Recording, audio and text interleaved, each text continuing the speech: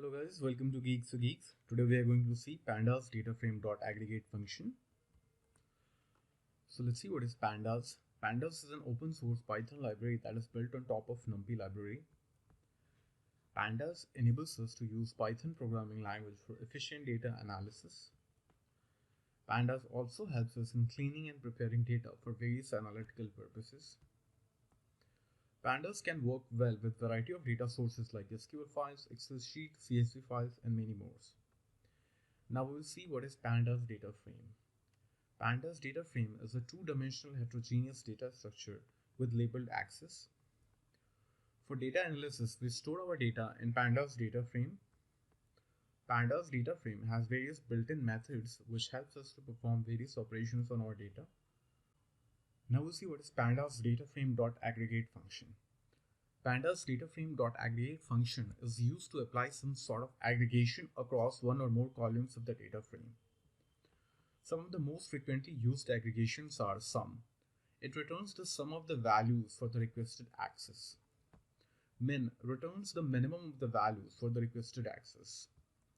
Max returns the maximum value among the values for the requested access.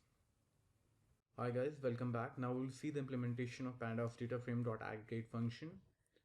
For this implementation, we are using a CSV file. This is the link to the CSV file and this is the link to the article. You can refer the article and download the CSV file. So now moving ahead, first we will import Pandas library as PD. Now we will read the CSV file data into our data frame. So I'm just going to go ahead and run this line.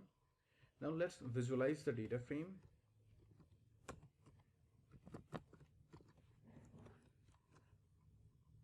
So this is the first 10 rows of our data frame. Now we will use aggregation to aggregate some values of our data frame. And remember, aggregation only works on numerical columns. So we'll find the sum and minimum of all the columns of this data frame. So this is our output. As we can see here, only 4 columns are represented here because these are the numerical columns. And for each column, the sum and min value has been returned. Aggregate function also provides the flexibility to use different aggregation across different columns. For this, we pass a dictionary to the aggregate function with column name being the key and the aggregation functions being the value. I'm just going to go ahead and run this line.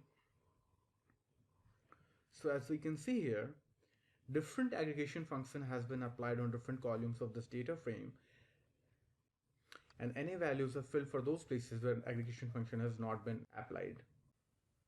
Thank you for watching. Please leave us your likes and comments.